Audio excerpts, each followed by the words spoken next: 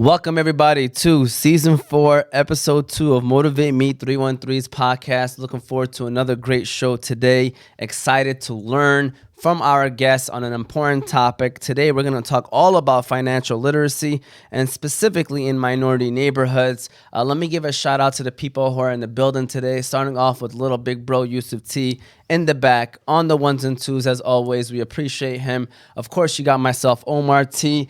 To the right of me, you got my sister, Abir T, who's still sitting in the middle, not allowing me to sit next to her. You know, that's how it used to be. You know, she's moving on up and we moving on down. But shout out to Big Sis. She deserves it. So looking forward to hearing what she has to say today about the topic.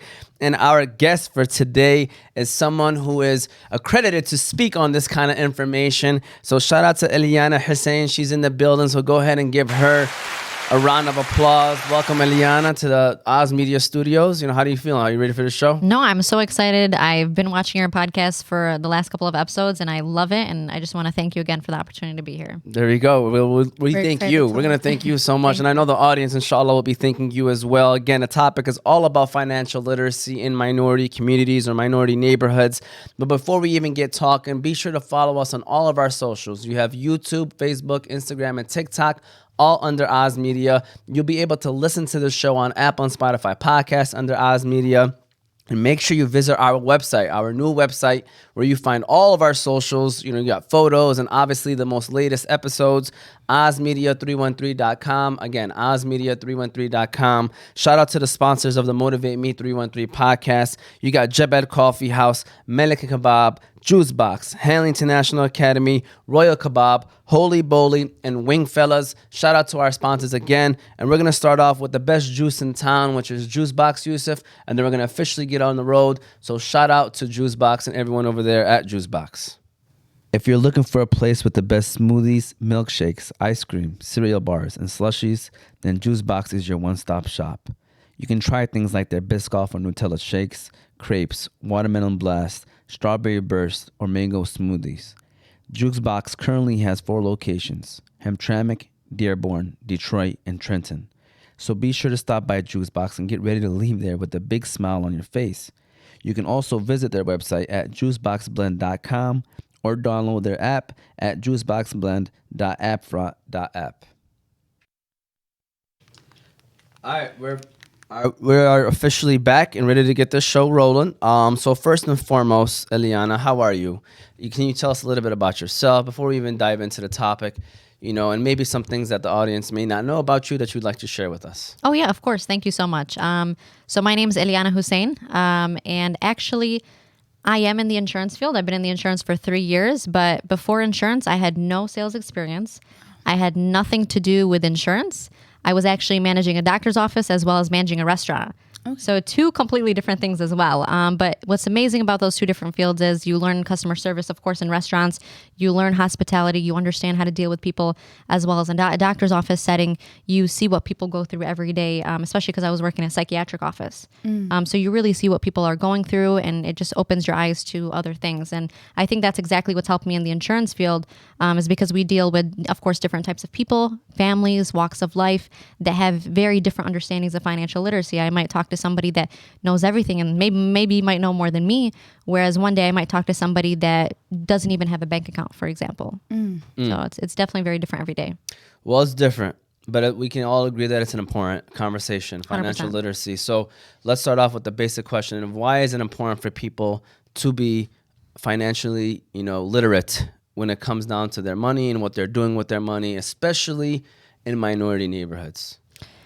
It's super important because money dictates our lives. You know, some people, of course, like to say, oh, money buys happiness. It can, for sure, because the more money you have, the different things you can do with it. Of course, some people use it in the wrong way, but there are some people that maybe because they have so much money or because their business is doing very well, they sponsor, podcasts like this, or they sponsor charity events and those types of things. So I think money can dictate a lot of things that we go through on an everyday basis, and it also determines whether the way we live. It could determine, the drinks I'm able to have in my house. Am I able to spend more at Costco because I'm making more? Am I able to only spend a certain amount on this because I have to make sure I have food on the table for my kids? So it's something that definitely dictates all of our lives on an every single day basis.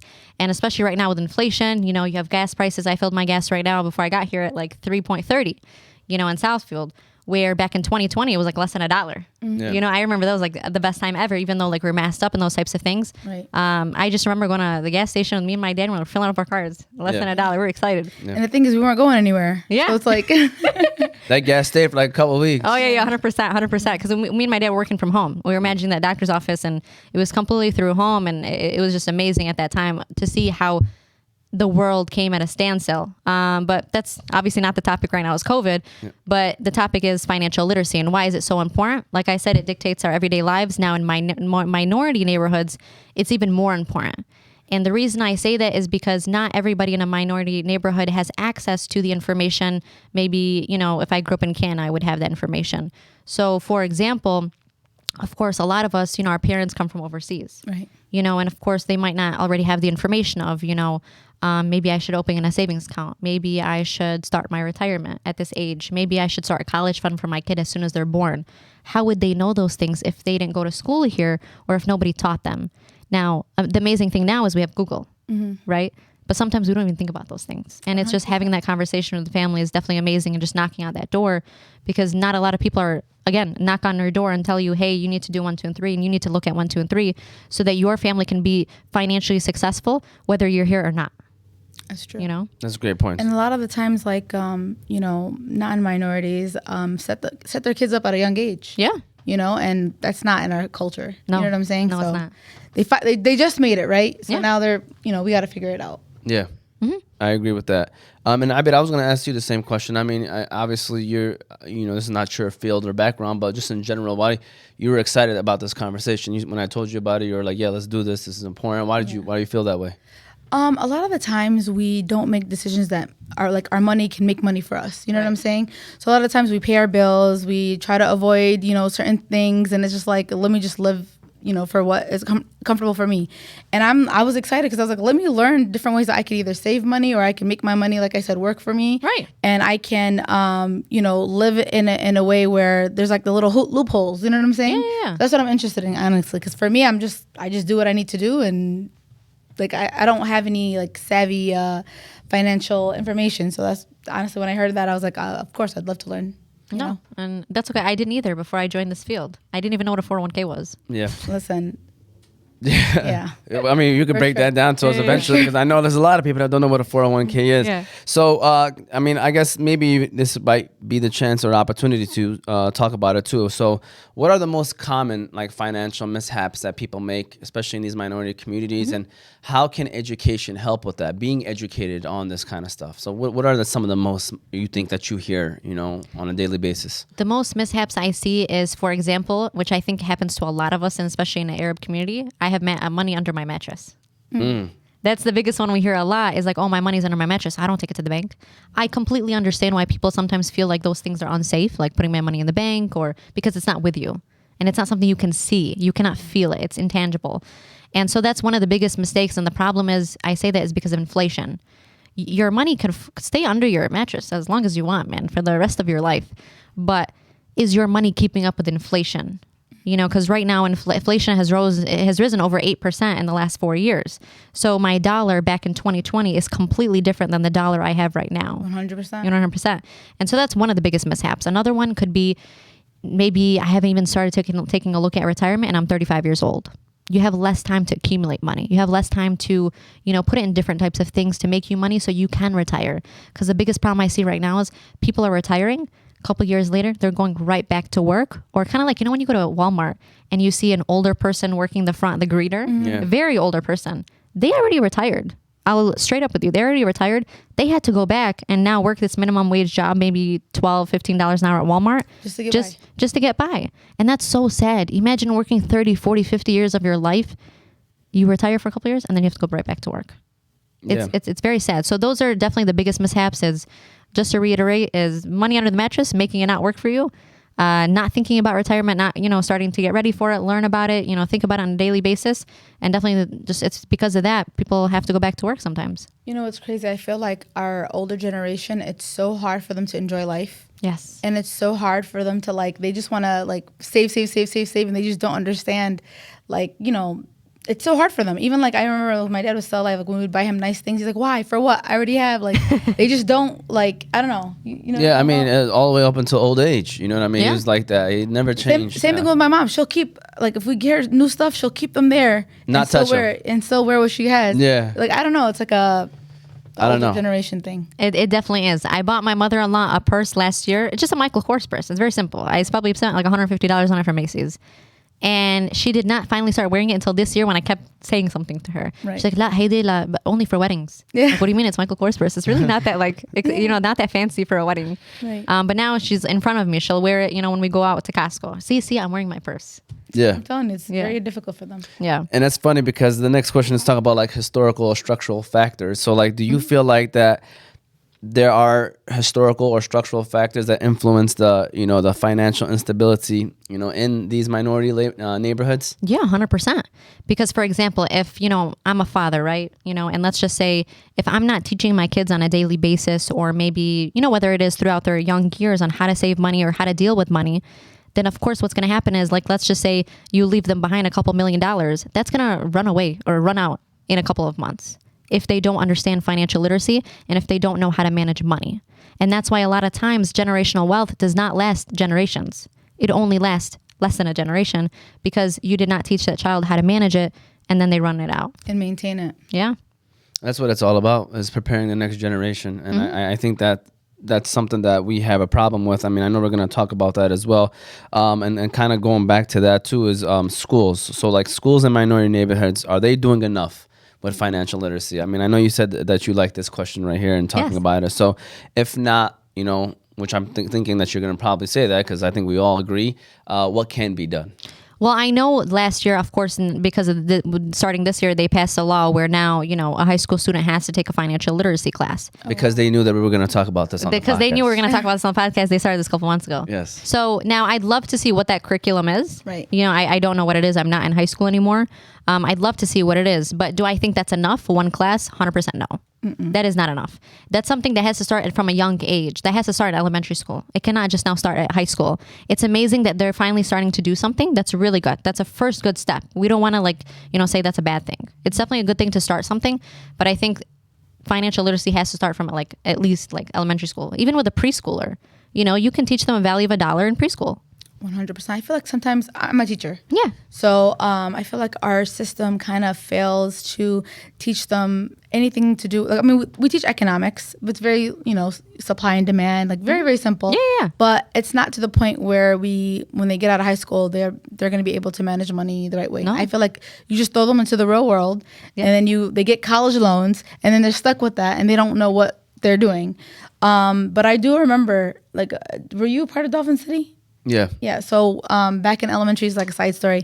Back in elementary, they picked 5 kids from each of the 5th grade classes, and we created the whole city. And she taught us how to balance checks. Nice. She taught we had business fronts, we had a mayor, we had a judge, we had police officers. We all had to actually run for it and get voted in. So it was a whole. I'm telling you, that was the most. I learned how to balance a check from then.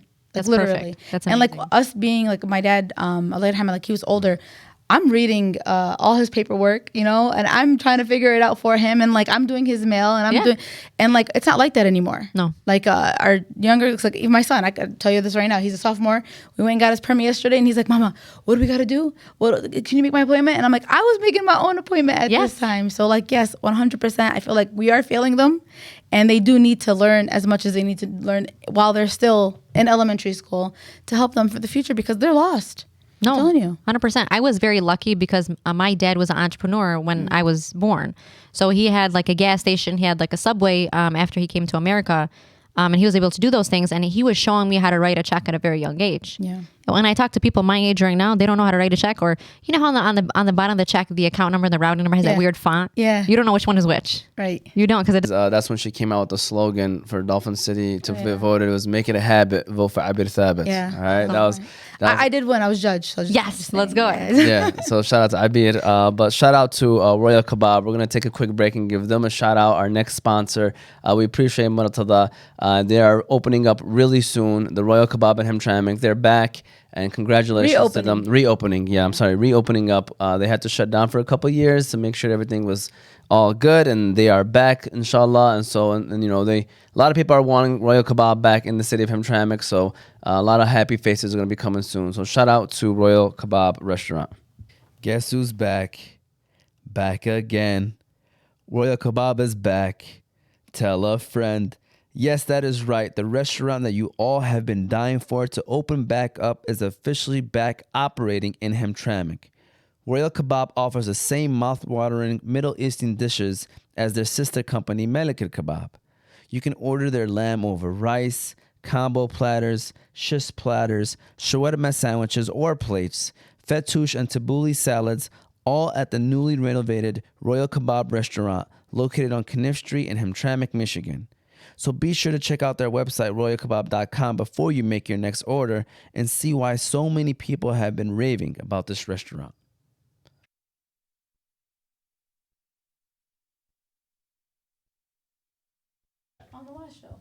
About cursive handwriting? Yeah. I learned one day.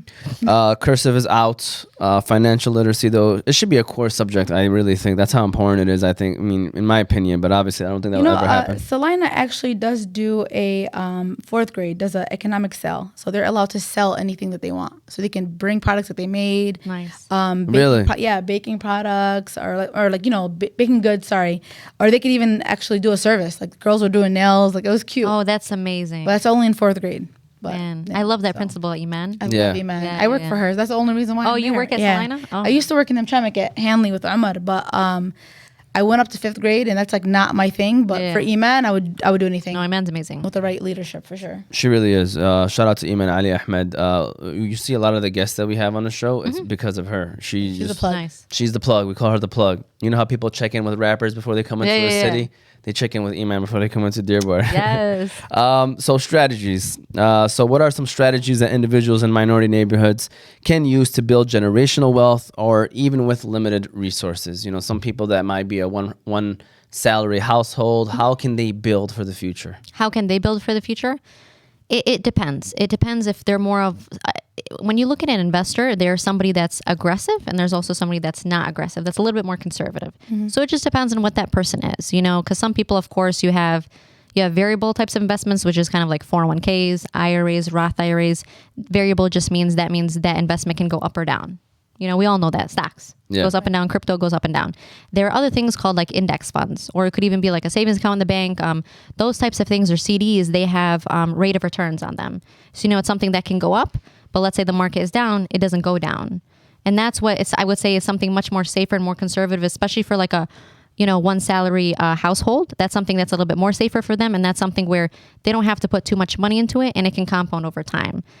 So that's definitely something right there. Now, there are some people, especially that become business owners, and they have many different types of investments. You know, whether I have this business right here, like Royal Kebab, or maybe I have this business here, Jabal, or I have a car wash, or I have a cleaning service. You know, one of my friends, actually, she just started a cleaning service, and it's passive income for her because she hired a bunch of ladies to clean. That's smart. That's very smart. You know, anybody can do that. We can open 10 more right now. Right. Everybody needs working to women clean. now. Listen. You got to do what you got to do. No, 100%. So I would say the biggest strategy right now would be opening like an index fund, something that's safe. You know, you're not going to lose money in it because right now we don't know what the market is going to do the next couple of years. We don't know if we're entering into a recession because it looks like we are right now. You know, similar to 2009, but not as bad. Or it could be opening a business, even a service, you know, because I know a bunch of girls right now that are 16 or 17. One of them, I know her, she opened a lash service. Yeah. The other, her sister opened a nail service, you know, and luckily their mom already has a building. So she gave them rooms to use and decorate and to bring clients in. Cute. You know, so encouraging our kids that way to be able to do types of service is amazing, especially barbers. Barbers, do they have to go to college for it? No. Mm-hmm. Of course, you have to go to barber school and learn how to do it, get licensed, but that's something that can make an 18-year-old $100,000 a year. Mm-hmm. Depends on, of course, how good they are and how charismatic are they on social media. Are they making sure they meet everybody they can so they can come into their chair and cut their hair? That's exactly what it is encouraging our children when they become 17, 18, or even 16, start thinking about what can you do? What do you want to do? Do you want to go to college? Because, of course, I know a lot of our parents, they want us to go to college. But sometimes, you know, there are so many different routes you can go to, like a trade school or cosmetology, where you can still earn like $100,000, $150,000 $1,000 a year. And let's say that barber opens up a barber school later on. Let's say they become 25. They've been doing it for 7 years now. They're really good. They open up a barber school. That becomes more passive. You know what I mean? It's really encouraging our children to do more than just doctor, lawyer, engineer, encouraging other things as well. And services is exactly what makes the most money in sales. I love that. And believe it or not, you answered two questions in one, because that's kind of what the next question was, about financial literacy and encouraging entrepreneurship. I mean, I don't know if there was anything else you wanted to add on to that one, or you pretty much covered it all, just about encouraging entrepreneurship, the minority communities and stuff like that. But yeah, you pretty much covered it all. So parents in minority neighborhoods, like, teach their children about money and financial responsibility. So how can parents do that?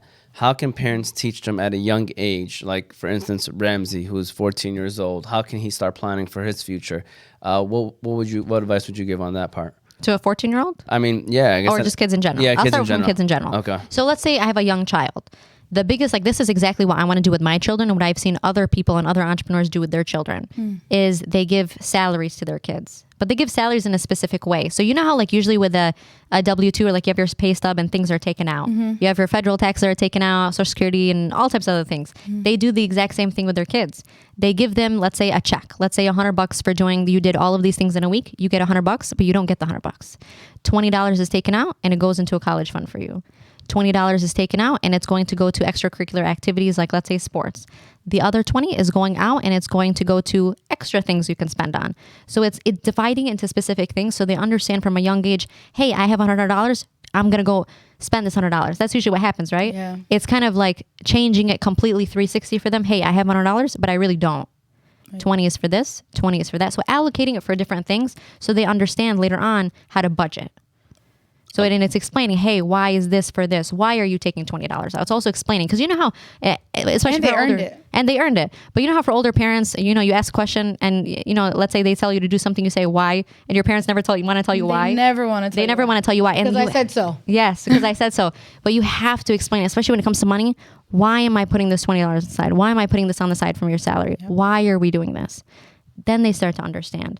But because for me as a kid, my mom would give me cash and I go spend it all the time at Dollar General. Heck yeah. You know what I mean? Yeah. That's what I would do. I spend the entire $100. Corner store. Yeah. Getting chips. So the $100. I'm so rich. Yeah. As a 5-year-old, I'm so rich. Yeah. Because you're going to get another, I know I'm going to keep getting from my mom. Yeah. So that's actually a great point. I love that idea of kind of giving them that money and then taking away specifically, just so they know that in the back of their mind, this is how this works. And this is just what you're going to probably be seeing in the future.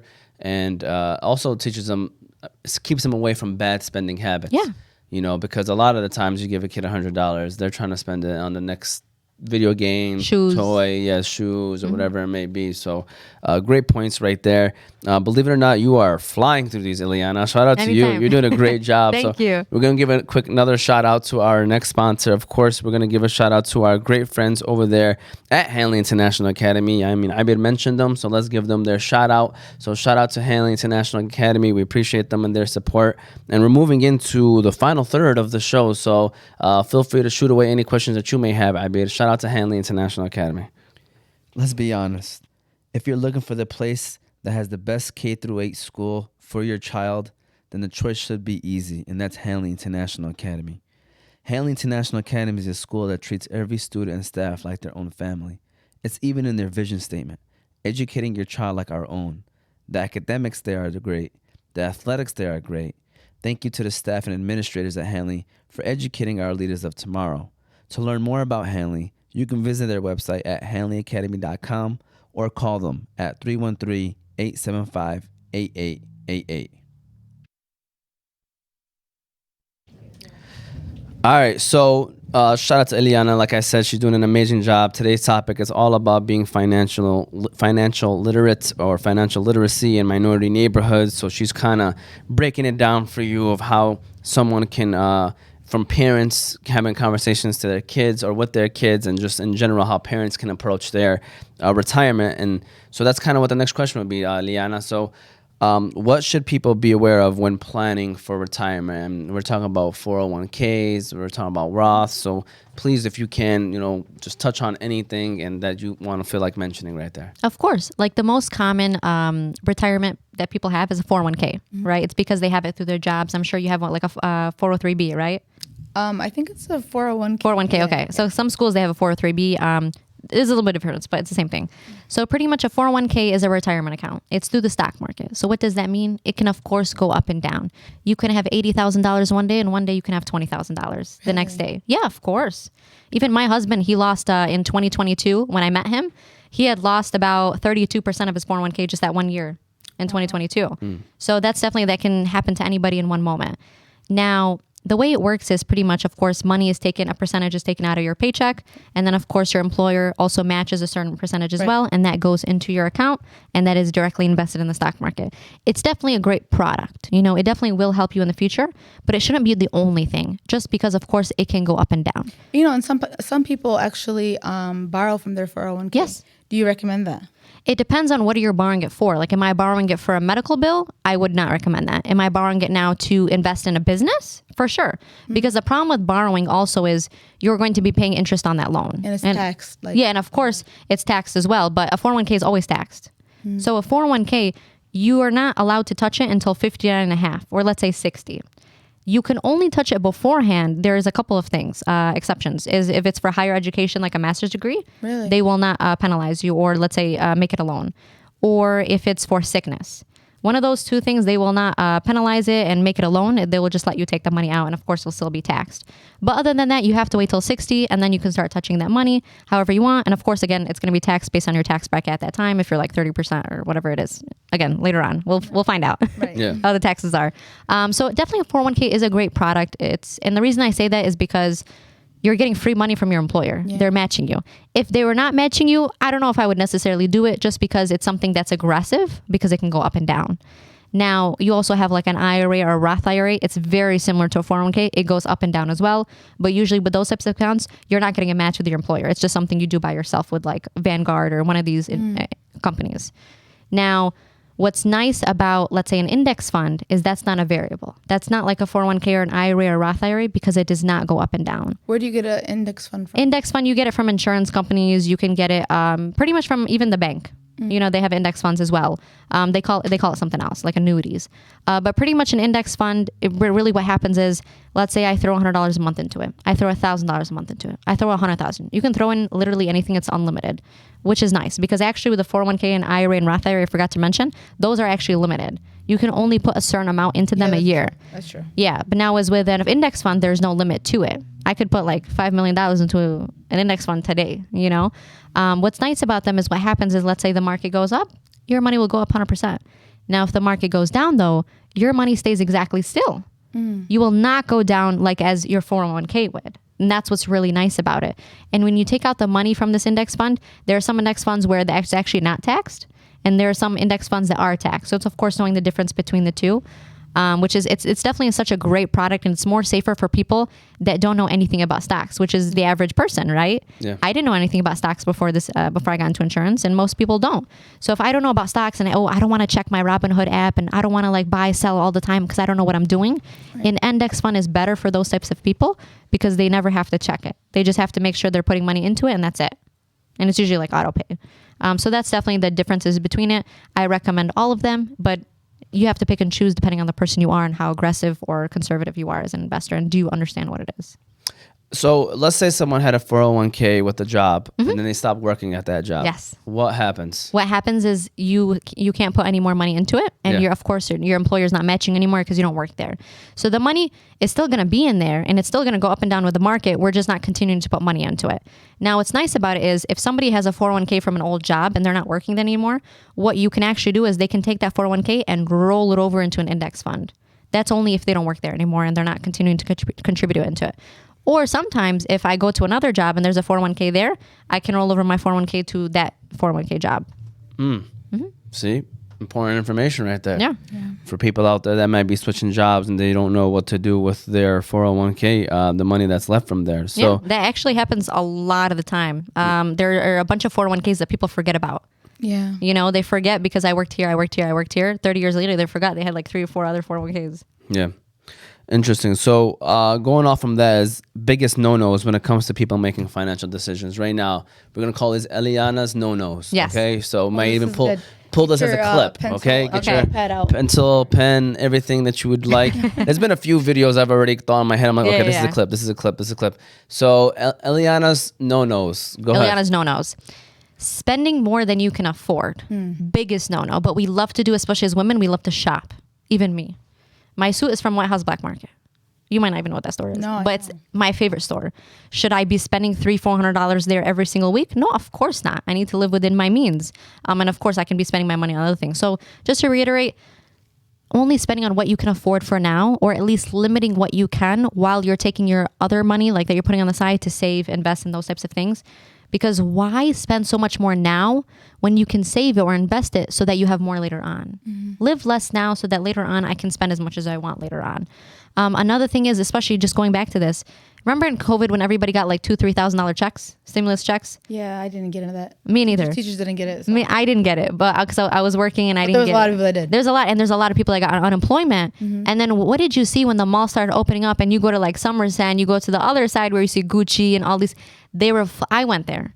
I saw lines full of people at the Gucci or Louis Vuitton store that should not be in that line, because we all know what kind of money they were using. They were either using unemployment money or they were using money from their stimulus checks. Yeah. If I had gotten a stimulus check or unemployment, you know what I would have done with that money? I would have invested that money into a business. I would have started a business during COVID. A lot of people did that. Yeah. Even me, I got my license during COVID. I know a lot of people that started their business during COVID, which is really smart, but not the majority. The majority did not do that. So that's the biggest no-no. When you're getting unemployment, these extra things, or even The Social lump sum of Security. money. Yeah. If I'm getting these things from the government, why am I spending it on things that I do not actually need? You know, that's a want. It's not a need. Understanding the difference is a huge thing. I don't need a trampoline in my backyard for my kid for $600 when I can go get one for $200. You know what I mean? There are certain things that we can splurge on, and there are certain things that we don't need to splurge on. You know what I mean? And it's also, the biggest no-no is, for example, putting everything on a debit card. Some people like to do that. I want to spend everything I can on my debit card. That's the biggest no-no to me. I think everything should actually be spent, and this is against what like David Ramsey said, like the financial guy. Everything should be put in a credit card. Now, the reason I say that is because credit cards, specific ones, give you a lot of points, Yeah. give you a lot of cash back, They which build is your free, credit. and build your credit, and it's free money that I can use on something else. And it can even pay off your statement. Now, of course, I don't recommend, hey, get a $10,000 Amex card and go spend $10,000 that you cannot pay back. Right. I recommend, of course, paying everything back within the first month so you don't have to pay interest. You know, of course, I recommend those types of things as well. Don't get a credit card and go spend all you want on there. But that's my biggest no-no is, why are you putting everything on a debit card when you can actually be utilizing a credit card in an amazing way, whether it's points for an airline, so I can get free flights or upgraded flights, which is amazing. I can be using those points for, you know, to pay my statement off. I can be using those points for to spend more on other things. You know what I mean? And it's utilizing those things, because I know people, like, I know this guy that has a construction company, and of course he's putting all the materials on his credit card, his personal, and then of course the person is paying him, and then he's paying off his credit card bill. But you know what's happening is, he has gotten to such a high level membership on this credit card that him and his family are going on like 5-6 different trips a year. I know, that's right. All his kids are super educated and they're amazing and they've seen the world. And they're not that much old. Like the oldest one is like in middle school, but they've seen so many different ways of life because their dad was smart enough to use his credit card and utilize it. And now the kids go everywhere 5-6 different trips a year for free. Yeah. This is some great points, Yusuf, man. Give her a round of applause right now. These are Is like, there any more no-nos? yeah, Any more no-nos? is yeah. wearing a green scarf with a black. Of course, that's amazing. What do you mean? That's not a no-no. I'm just messing with her. I was messing with her. No, that's not a no-no. But what I have heard when it comes to men's fashion is you cannot wear black and blue together. Oh, I have heard that. White and blue. Yeah, I have heard white that. and blue is where it's at. All right. yeah. Well, there we go. There we go. That's funny. But there you go. That's Elyana's no-nos. We appreciate you, Elyana. How the way that you're addressing everything, you know, inshallah, more people can benefit out of this 100%, conversation. And we kind of go from there. So advice time. You know, what advice would you give to listeners who want to improve their financial skills but don't know where to start? Like, where would you tell them this is where you should start? Right here. This is where you should start right here. Right away, where I would start is to, if I make like $6,000 a month and I pay all my bills and I have an extra $1,000 left over, I would at least be putting $100 or $200 a month into an index fund. That's exactly where I would start first, because that's the safest thing, and you don't need to know too much about it. You don't need to watch it. You don't need to be checking the app every day or anything like that. That's exactly where I would start first. Now, from there, I would try to improve your education more on variable things, on things that go up and down, Or another thing, also my advice is to start a business. I think entrepreneurship has something that has become more cooler these days. For sure. But, sometimes, of course, you don't know like the work that goes behind into it. I would go on YouTube. We have free YouTube. I would literally find a business or a service that not many people are doing right now. Whether it's a cleaning service, that's very smart. A laundromat. It could be an LED truck. Think about it. The LED trucks, how much are they actually charging for 4 hours to drive around with your ad? Does it actually cost that much for them? No. How much are they charging for 4 hours to drive around with your ad, if you don't mind me asking? Yesterday, so I paid $900 for 4 hours for the Meza Fest yesterday. Wow. And of course, does it actually cost them $900 to drive it for 4 hours? No. No, not at all. No. And is the person that owns that business driving that truck? No. I went inside that truck. I was sitting in the truck for a little bit and driving around with the truck driver. The truck driver was not the business owner. Leveraging other people is always amazing when you're starting to build a business. Yeah. And so the second advice I would give, the first one is index fund. Number 2 is start your own business or see how you can start to get some kind of passive income coming in. What kind of business would I start that is in need? Because to open a business or to be in sales, you have to problem solve. Yeah. You have to identify a problem and then you have to have a solution. That's exactly how sales works. And that's how I do business, of course. So start a business. And from there, you just need to figure out ways to bring in passive income because you don't want to be 60, 70 years old and still working 9 to 5 every single day. You want to spend time with your family. You want to spend time with your children. You know what I mean? You want to live life. You want to be able to go to take your kids and your husband or whatever to Mexico, sit with them, and money's still coming into your bank account. You know what I mean? I don't have to worry, let me save for this trip and then not work for 2 weeks and you don't make money for 2 weeks. You know what I mean? You want to make sure, how can I figure out to bring in money while I'm not working? That's the biggest thing. I love that. Go ahead, Yusuf, and give that another round of applause. Thank you. Elyana came out here spitting some facts for you guys and going over some important conversations. So I bet, did you have anything you wanted to add on in terms of questions or something in your mind? Because we are in the final word part, but we're going to do that after I go No, over I a few. really do appreciate everything of that you course, said, thank you. honestly. It's that finding that passive income. That's the hardest thing. Because even Yes. during COVID, I started a picnic business, luxury picnic business. Because like no one was going to the restaurant. Yeah. It did really well, but I was like dying. You know what I'm saying? Like it was just, people don't understand everything that was behind it. Yes. And finding a good team is very important. Yes. And then when you don't, and it's a service like that, sometimes it'll like, you know, it's your baby. So it's like you want to make sure it's perfect. But definitely taking your points for sure. Shout out to Elyana. Like I said again, you'll be able to find this episode on all of our socials. The full episode will be on YouTube under OzMedia313.com, as well as under YouTube OzMedia313. You'll find clips of this show on Facebook, Instagram, and TikTok under OzMedia. You'll be able to listen to this whole show on Apple and Spotify podcasts under OzMedia. One more time, giving a shout out to our sponsors of this specific show: Jabal Coffee House, Malek Al-Kabob, Juice Box, Hanley International Academy, Royal Kebab, Holy Bowly, and Wingfellas. We appreciate them and their support. This is the time for any final words and final comments. Elyana, any last minute things that you'd like to say for the viewers out there that are going to be listening to this episode? I would say don't wait. You know how people like to say, I'm going to start something new on Monday? I'm going to start losing weight on Monday? I'm going to start learning financial literacy on Monday? No. Start today. If not today, then when, right? Then when? Because sometimes it does become too late. Lately, I've been meeting a lot of 50, 60-year-olds that have no retirement. And that's the saddest thing to see because there is not much I can do for you because you have less time to accumulate. So starting today, starting as early as I can. If you have a kid that was just born, literally a newborn, I would start a college fund for them right away. I would start an index fund for them right away. Because even if they don't use it for college, they can use it for other things. You know what I mean? Start a business, whatever it is. We don't know what that kid's going to do in 18 years from now. Hopefully amazing things, alhamdulillah, inshallah. But it's starting today, starting as soon as possible, even if it's $20 a month, $50 a month, $100 a month, even more, whatever you can afford. Don't do too much. Do within your means, but start today for all of your family members. One last round of applause for Elyana right there. She did such an amazing job, Elyana. Hopefully this won't be the last time you come on the show. Today was just all about financial literacy. I know you're educated in other fields as well, so inshallah we can get you on in a future show. Abid, any final words and final comments from your end? Thank you for coming. Thank you for, taking the time and to, teach us and everybody listening. Definitely, hopefully not the last time, for sure. No, 100%. I love this. You need to have your own podcast, Elyana. I Yes. feel like there's so much things that you can cover. Like the stuff Break that it down. you kind of talked about them today, but I feel like they deserve like almost their own show. In Oh, a yeah, way, 100%. For you to like dive into a little bit more. But again, appreciate everybody that supports. Appreciate everyone that will be watching this. Hopefully, you'll learn something from this whole episode. This was season 4, episode 2 of Motivate Me 313's podcast. Again, we hope that you enjoy it, and we will see you all next time. Have a great rest of your day.